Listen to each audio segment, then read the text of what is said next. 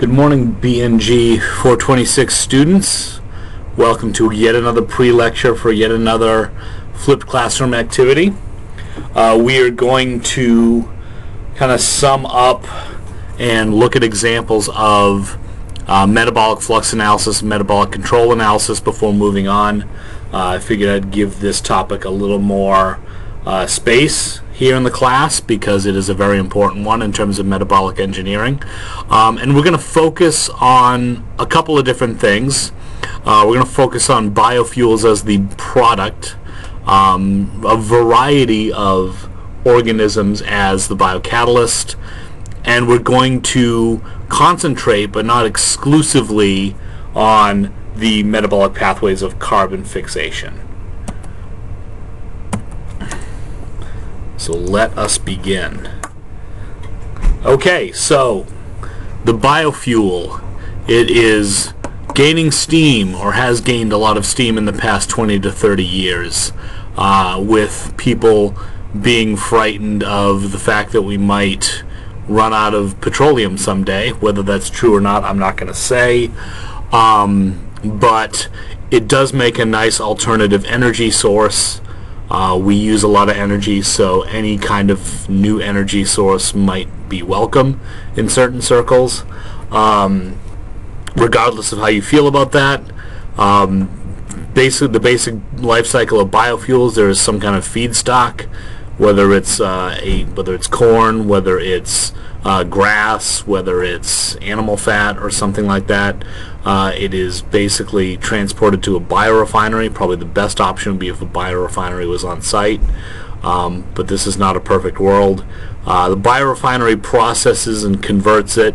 Often this involves large fermentation tanks because we have large volumes. We need large volumes. We need large yields, and then after that, sometimes it could involve further processing. If we're talking about lipids, we need to make methyl esters out of those in order for those to be fuel.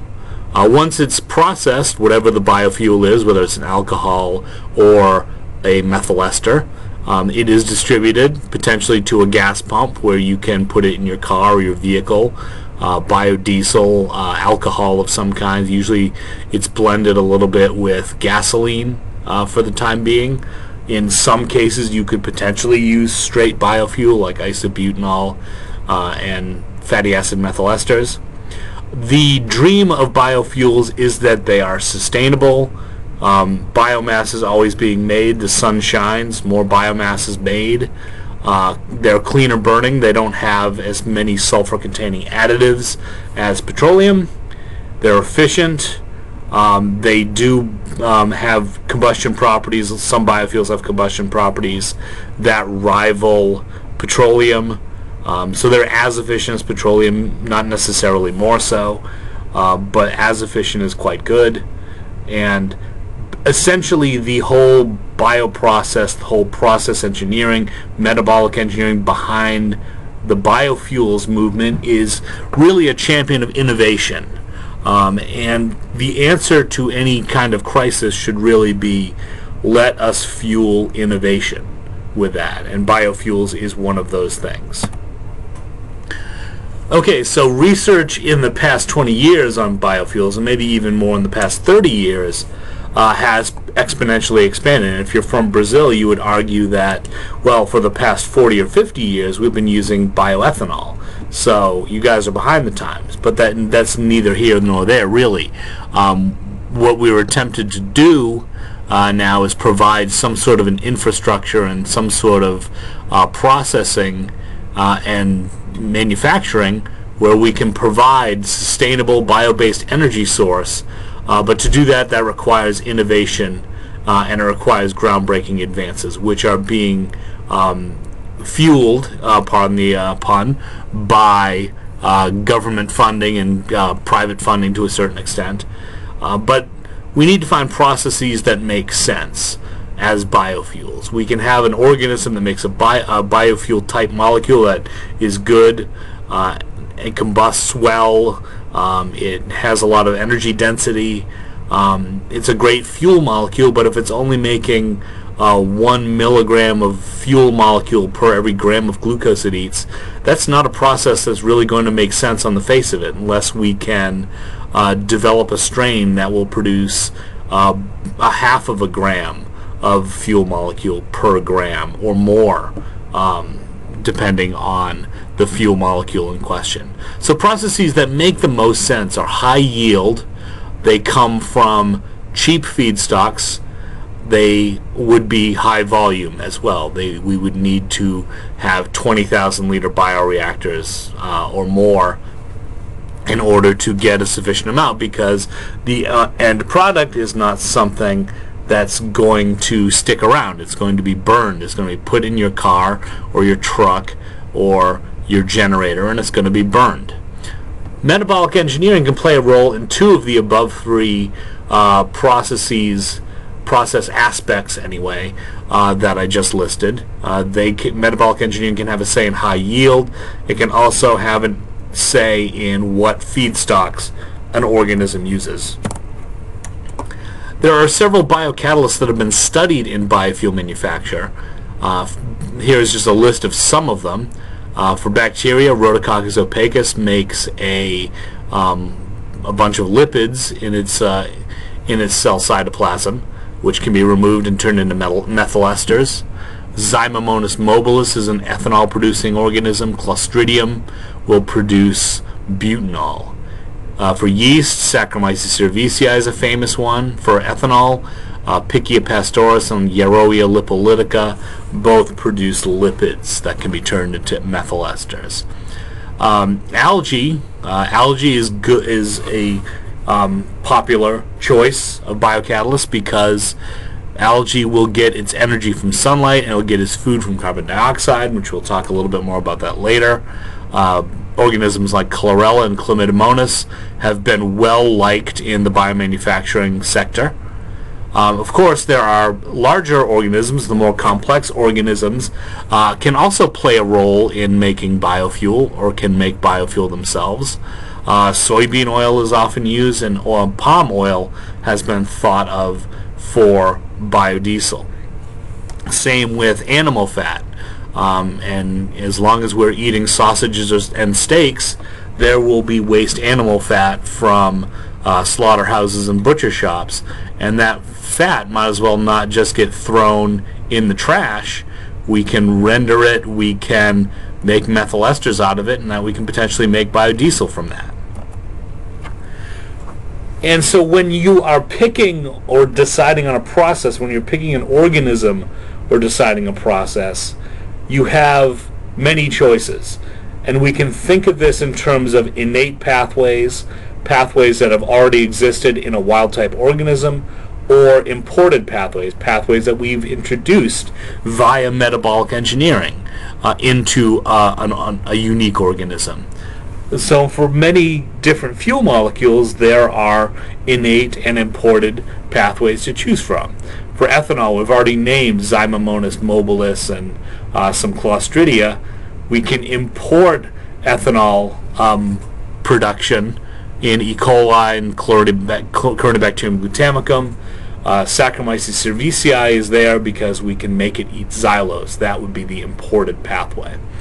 For butanol, of course, Clostridium, we can import that into E. coli or Saccharomyces. Lipid fuels, we can import that into E. coli. And you can see that E. coli is an excellent target for importing pathways because so much is known about it, and it is very amenable to genetic manipulation, and it seems to be able to tolerate being able to produce these different things, at least to a certain extent. But the goal for importing these is to increase yields, is to increase the ability to produce in a large fermentation scale your biofuel molecule of choice. And in some cases, the innate pathways don't quite cover it because the organisms that contain these, that have these pathways, are not able to either grow at a high density or produce at a high level. So that's why we seek to import pathways.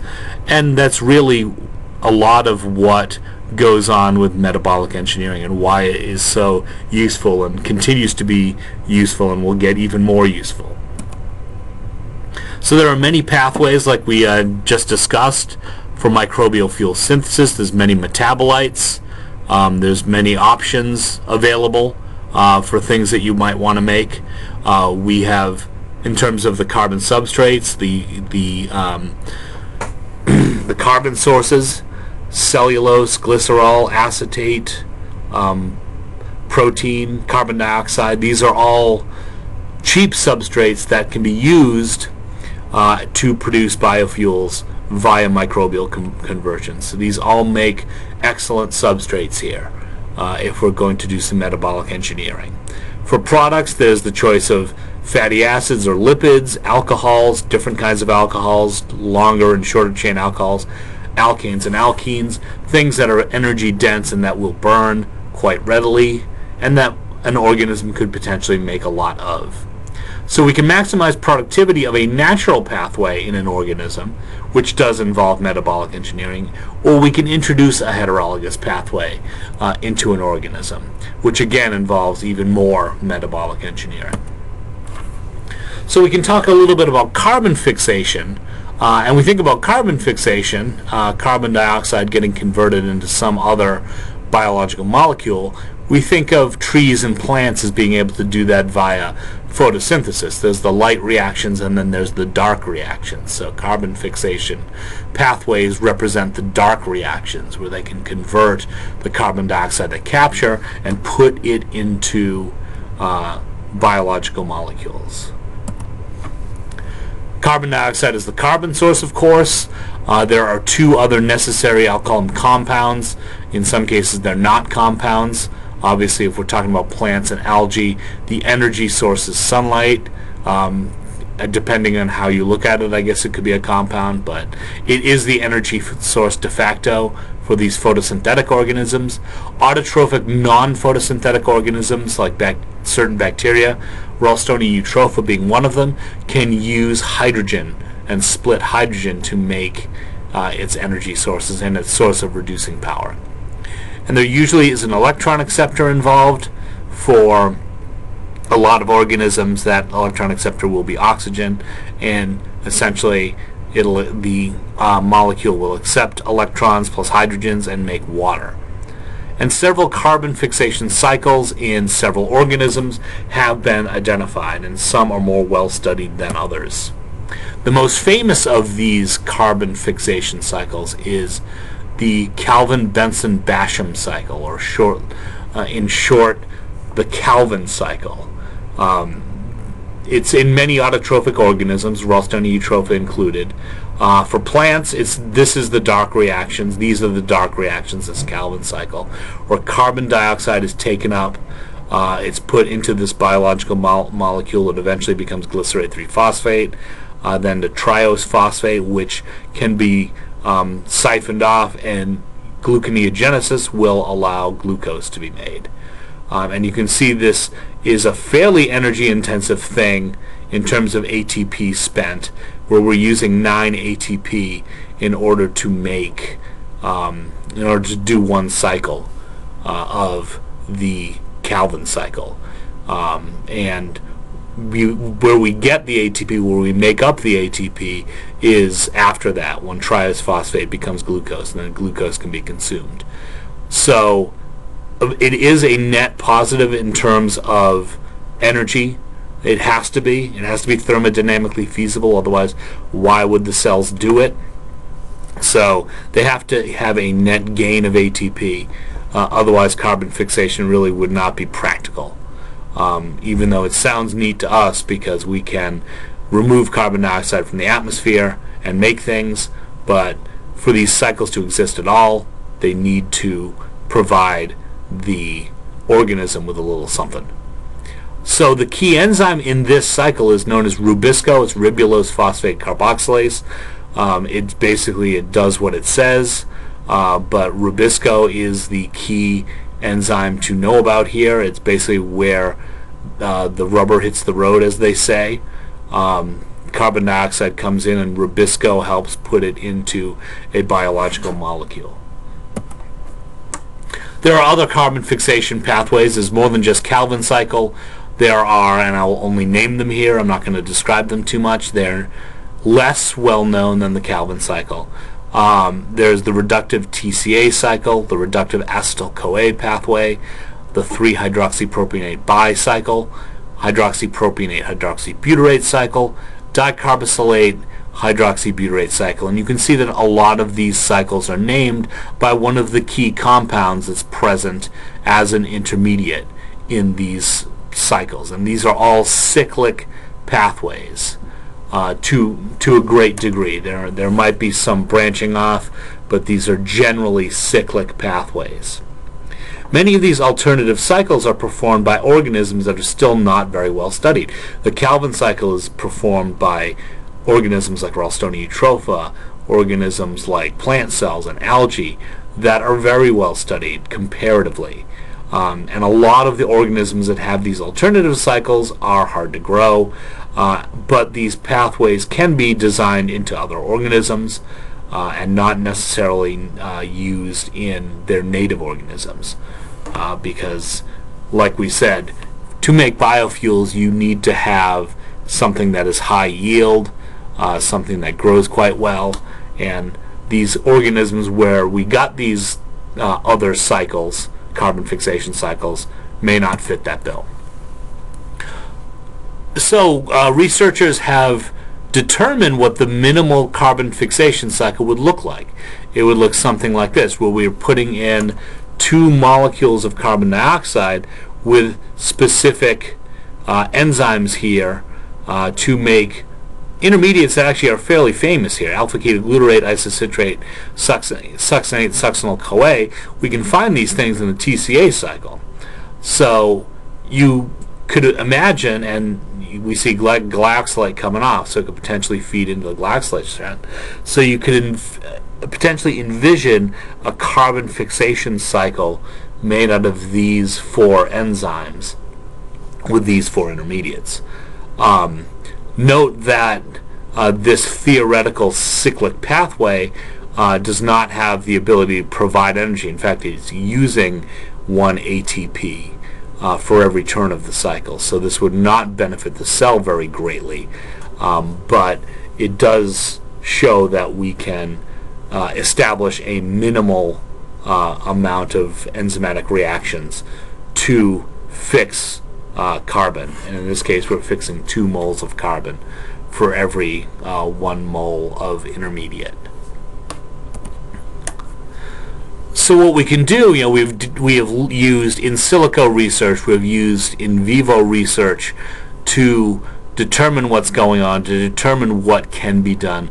We could potentially build a better carbon fix, or we could enhance carbon fixation by doing certain things. We can affect the carbon concentrating mechanism, so the rubisco or the carboxylating reactions, which would actually be the rubisco. The carbon concentrating mechanisms could be certain like carbonosomes or something like that, are carboxysomes, that affect the way organisms take up carbon dioxide, and then carboxylating, putting them into a given cyclic pathway. That'll be a carbon fixation pathway. We can make our own synthetic carbon fixation pathways. And we could take advantage of electrosynthesis, where we use carbon fixation pathways and accept electrons from a cathode from a electrobioreactor. So these are many things we could end up doing in order to enhance carbon fixation. And you can see this table here, and I won't read them all right now, but they offer approaches that could potentially do this in different parts of the carbon cycle here. But the overall goal remains the same. We can redesign the carbon fixation pathways either as an academic exercise or to make a more efficient biofuel production. We can make a cheaper process. And we can realize other autotrophic productions like the ones that we talked about, plus some completely synthetic productions. The goal is the same in that we are looking to make cheap biofuel. The pessimist view, however, in the case of carbon fixation pathways, is that nature has had millions of years to perfect carbon fixation, so there's really no way we can do much better without harming the organism. However, we could argue that there are different goals. The organism's goal is to survive and thrive and make more organisms. Our goal is for the organism to survive and thrive for a short period of time, but the overarching goal, irrespective of survival of the organism, is to actually produce a fuel molecule. So we could potentially redesign carbon fixation pathways, but those organisms that have these pathways might not be so effective in nature. They might not be effective in the soil or what have you. But the bottom line is the to-do list is pretty short. It's to manufacture bioproducts. So for our flipped classroom assignment, watch this mini lecture, which you're already doing if you're listening to me say that, so congratulations. Read through the papers that I have posted on my courses, and again, you don't have to read every word, just kind of look through them, maybe read the abstract, read the introduction, read the figure captions, get an idea of the key results, and be ready to discuss those on Friday. Discuss what you have read in your groups on Friday during class time, and then answer all the questions that are provided in the assignment packet that I will hand out on Friday. And the purpose of this whole assignment, it's a little bit different than some of the ones we've been doing. We've had a specific goal with some of the ones we've been doing. In this case, we're just considering a bunch of literature, and we're going to consider the possibilities of biofuel synthesis and the power of metabolic engineering to affect that synthesis. So enjoy, and I will see you on Friday.